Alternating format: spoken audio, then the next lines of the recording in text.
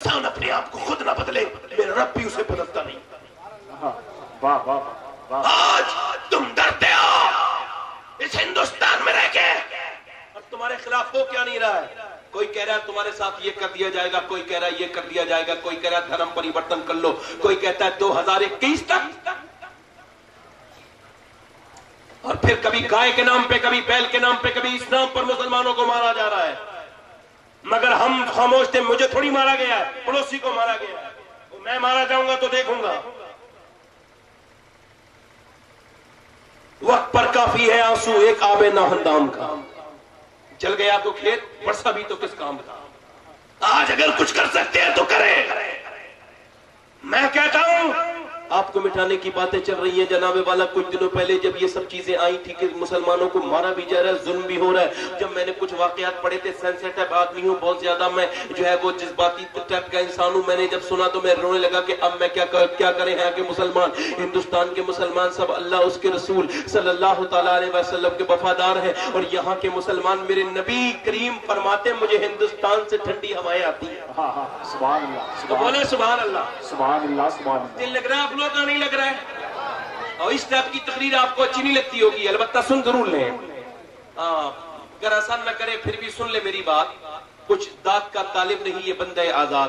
مجھے آپ کے نعروں سے فراوانی حاصل نہیں ہوگی, اور آپ خود آرام سے سنتے جائیں گے تو میں کچھ آپ کو سنانے کی کوشش کروں گا تھوڑی دیر. اور میں تھوڑا لیٹ ہو گیا اور میں اس کے لیے معذرت چاہتا ہوں. تو آپ حضرات سے میں عرض کرنا چاہتا ہوں کہ آپ حضرات ذرا غور کریں کہ آج ہمارے اوپر کیا ایسی چیز ہے. ایک طرف ہمارے مذہب کے اوپر حملہ ہو رہا ہے, ایک طرف کچھ دنوں پہلے ایک صاحب بیٹھ گئے تو لوگ بڑے پریشان ہو گئے. میں بڑا پریشان ہو گیا, میں رونے لگا اپنے رب کی بارگاہ میں, پروردگار اور میرے نبی کو یہاں سے ٹھنڈی ہوائیں آتی تھی تو یہ ملک مٹے گا نہیں, یہاں سے قیامت تک مدینے کو ہوائیں جاتی رہیں گی. اور وہ ہوائیں کیا ہے, وہ ہوائیں کیا ہے, علامہ شیخ عبدالحق محدث دہلوی فرماتے ہیں وہ ہوائیں درود و سلام ہے جو صبح اور شام کو حضور کی بارگاہ میں ہندوستان سے پہنچتا ہے اور پاکستان سے پہنچتا ہے. اب ذرا غور کریں, میں نے کچھ دنوں پہلے عرض کیا تھا مولا اب کروں تو کروں کیا, اور جاؤں تو جاؤں کہاں, اور کہوں تو کہوں کس سے, اور آخر کون میرا پرسان حال بنے گا. میرے پروردگار جب میں نے رونا شروع کیا تو میرے رب کی رحمت سے یہ آواز آئی عالم خیال میں کہ تمہیں اکیلا نہیں چھوڑا گیا ہے, ہندوستان کا راجہ اجمیر میں خواجہ ہے, جاؤ وہی چلے جاؤ. میں ہندوستان سے میں جناب والا بریلی سے چلا ہوں اور اعلیٰ حضرت کے نام کی ٹرین پکڑی ہے, اور ٹرین پکڑنے کے بعد میں جناب والا کراس کرتا گیا اور اسٹیشن کراس کرتا رہا. یو پی کراس کیا, دلی کراس کیا, ہریانہ کراس کیا, اور پھر انٹر راجستھان میں, اور اجمیر شریف کی دھرتی پہ شام کے وقت میں اترا ہوں. پہلے وہاں کی زمین کو بوسا دیا اور اس کے بعد میں اس زمین کے بعد میں شاہجہانی مسجد میں سرکار غریب نواز کی چوکٹ کے قریب میں بنی ہوئی سامنے مسجد شاہجہانی مسجد میں عشاء کی نماز کا وقت تھا. میں نے بہت دیر تک دل سے نماز پڑھی اور پھر نماز پڑھتے پڑھتے رونے لگا. کہنے لگا کہ اب جائے تو جائے کہاں اور کہے تو کہے کس سے, اور روئے تو روئے کس کے سامنے. اللہ اللہ میں نے غریب نواز کی چوکٹ کی طرف کو پھر نظر کی. وہ سفید گنبد جو رات کی جناب والا رات کی روشنی میں چمک بھی رہا تھا, جب میں نے رات میں سبز گنبد سفید گنبد کو جب میں نے چمکتے دیکھا, وہ مسلمانوں کی شان بھی ہے, وہ مسلمانوں کی جان بھی ہے, اس سے مسلمان قربان بھی ہے. میں کہنے لگا غریب نواز جب آپ کے گنبد میں اتنی رونق ہے تو پھر آپ کے نانا جان کے گنبد خزرہ کا عالم کیا ہوگا. میں غریب نواز کی چوکٹ کی طرف کو چلا ہوں اور میں عرض کرتا ہوں غریب نواز آپ نے کلمہ پڑھایا تو ہم کلمہ پڑھ کے مسلمان ہو گئے, مگر اب جائے تو جائے کہاں. یہاں پہ کبھی کسی نام پہ ہمیں مارا جا رہا ہے, کبھی ہمیں ستایا جا رہا ہے, کبھی کہا جا رہا ہے اپنا دھرم بدل لو, کبھی کہا جا رہا ہے کہ 2021 تک تمہیں مٹا دیا جائے گا. غریب نواز یہ عام سب آپ کے در کے بھکاری, آپ ہمارے آقا ہیں, آپ نے کلمہ پڑھایا تو یہاں کے لوگ مسلمان ہو گئے. کتنا دین کا کام ہوا اے میرے آقا. اب آپ کے ماننے والے سہمے ہوئے ہیں, ڈرے ہوئے ہیں کہ وہ جائے تو جائے کہاں, کہیں انہیں مٹا دیا نہ جائے. جب میرے آنسو میرے کیا غریب نواز عورتیں پریشان ہیں, مرد پریشان ہیں, جب میرے آنسو غریب نواز کی چوکٹ پہ گرے آواز آئی تمہیں کوئی نہیں مٹا سکتا. میں نے کہا مٹا دیا جائے گا, ان کے پاس سینا ہے, ان کے پاس پاور ہے, ان کے پاس طاقت ہے, کہا نہیں مٹا پائیں گے. میں نے کہا غریب نواز کیسے سمجھوں کا پیچھے چلا جا, اتہاس میں ماضی میں چلا جا, ہسٹری میں چلا جا. میں پیچھے جانے لگا 100 سال پیچھے, میں 200 سال پیچھے, میں 300 سال پیچھے, میں 400 سال پیچھے, میں 500 سال پیچھے، میں 600 سال پیچھے کھڑے ہو کے کہہ رہا ہوں اے میرے غریب نواز کچھ نظر نہیں آ رہا، کہا اور پیچھے آ۔ جب میں 650-700 سال پیچھے آیا تو کہا کچھ نظر آیا؟ میں نے کہا ہاں۔ کہا کیا؟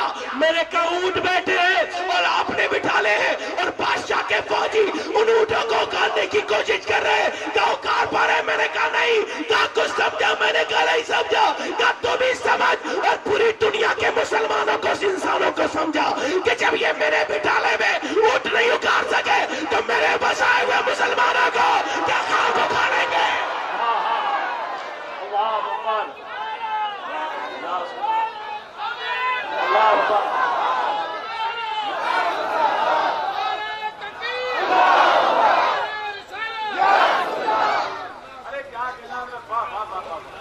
نعرے تکبیر، نعرے رسالت، فیضان غریب نواز، نعرے تکبیر، نعرے رسالت۔ میرے نبی کی عمر 40 برس ہوئی ہے، زور سے بولو سبحان اللہ۔ سبحان اللہ۔ کتنے برس ہوئی ہے؟ یہاں سے تقریر شروع مانیے گا، زور سے بولو سبحان اللہ۔ سبحان اللہ۔ اور اللہ کا حکم ہوا میرے محبوب اب آپ کھل کے کہہ دیں کہ اللہ ایک ہے۔ آپ بھی کہا سرکار فرماتے ہاں، وہ کہتے ہیں کہ آپ نبی ہیں تو معجزہ دکھائے۔ سرکار مسکراتے ہیں اور خدا کی عزت کی قسم جب آمنہ کا بیٹا مسکراتا ہے تو خالی آمنہ کا بیٹا نہیں مسکراتا، پوری کائنات مسکرانے لگتی ہے۔ سبحان اللہ، سبحان اللہ۔ سرکار فرماتے ہیں معجزہ دیکھیں گے کہ ہاں، اور دنیا نے بڑی ترقی کی ہے، لوگ میری چاند پہ پہنچ گئے، لوگ بات کرتے ہیں اور لوگ کہتے ہیں ایسا الٹرا ساؤنڈ مشین کا ایجاد ہو گیا جو جسم کے اندر کے معاملات کو بتا دے گی کہ اس کے اندر پھوڑا ہے یا پھنسی ہے یا پھر بچی ہے یا بچہ ہے یا پھر آپ وغیرہ وغیرہ تمام چیزیں بتاتی ہیں، لوگ اس پہ ایمان بھی رکھتے ہیں۔ ایک انسان کی بتائی ہوئی مشین کو لوگ غیب دام مانتے بھی ہیں، اس پہ عمل بھی کرتے ہیں۔ الٹرا ساؤنڈ مشین، لوگ کہتے ہیں کہ ایسی مشین بنی ہے، میں یقین نہیں رکھتا ہوں کہ لوگ کہتے ہیں وہ جھوٹ پکڑ لیتی ہے۔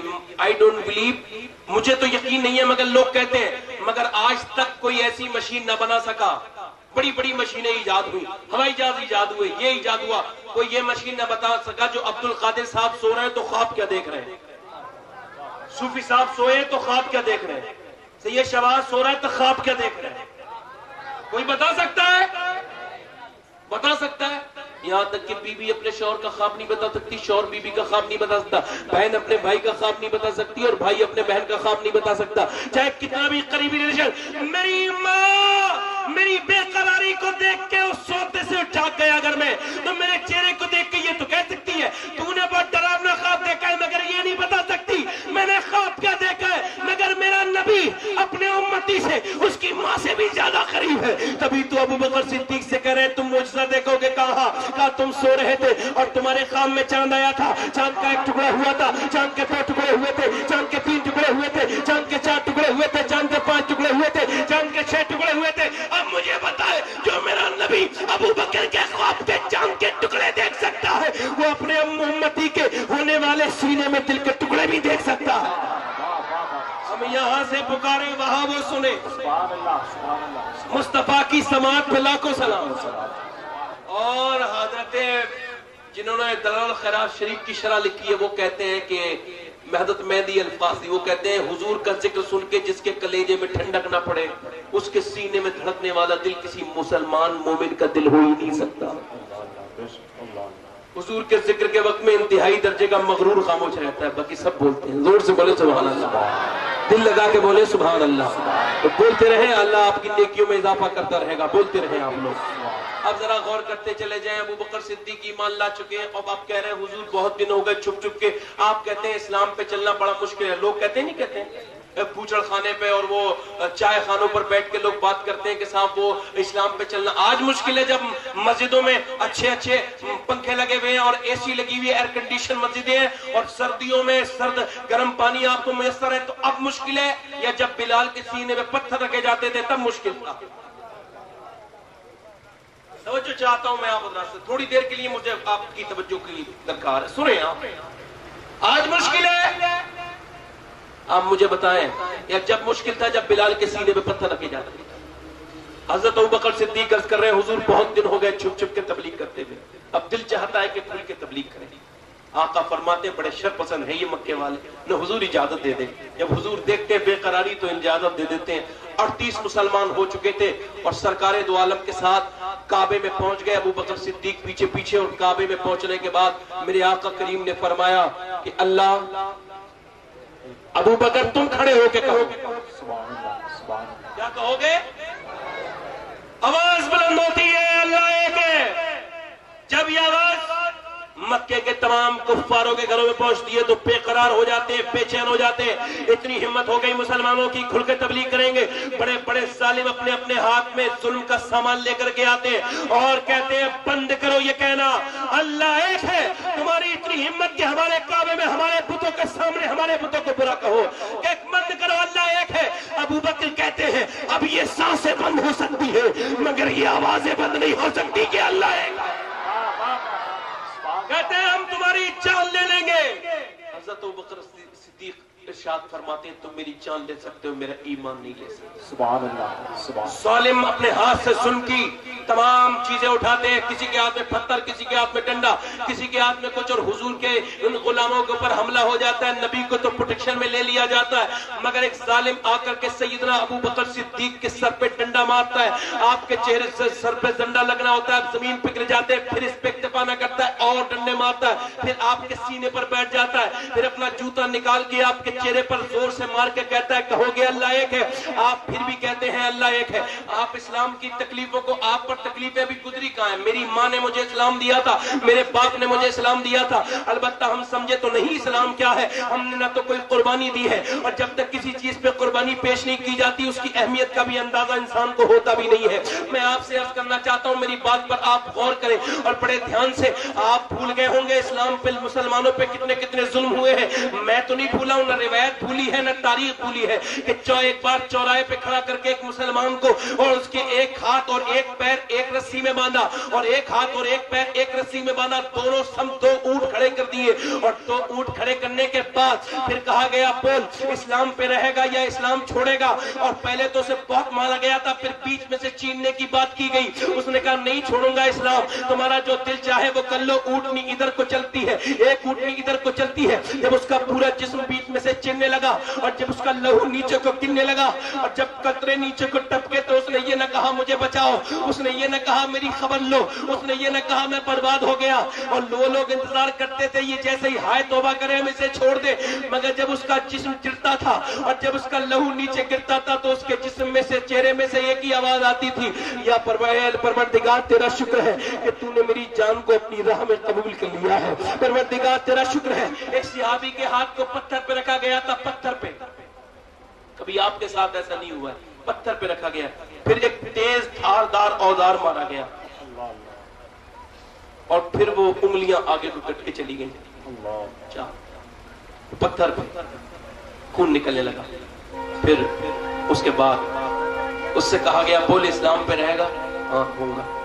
پھر اس کے ایک مرتبہ اور مارا گیا، پھر مارا گیا تو پھر اس کی انگلیاں کٹ کے آگے کو چلی گئی، پھر اس کے ہاتھ کانپنے لگا، اور درد کتنا ہوگا، کتنا بھی پہلوان ہو، انگلی اگر دروازے میں اڑ جائے، اگر دروازے میں جناب والا انگلی آدمی کی اگر پس جائے اور اس میں پھنس جائے تو کتنا بھی طاقتور آدمی ہوتا ہے چیخ جاتا ہے، مگر اس کی ایک بار بھی چیخ نہیں نکلی۔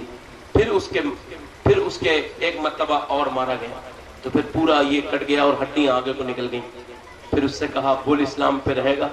تو اس نے رو کے ایک بات کہی، تاریخ نے اپنے دامن میں اسے چھپا لیا بات کو، اس نے کہا کہ تم میرا ہاتھ کیا کاٹتے ہو، پورا جسم کاٹ کے دیکھ لو، یہ میں نے اپنے جسم پہ نام لکھا ہوا نہیں ہے، یہ میرے دل پہ لکھا ہوا نام ہے، تم سے مٹ نہیں سکتا۔ سبحان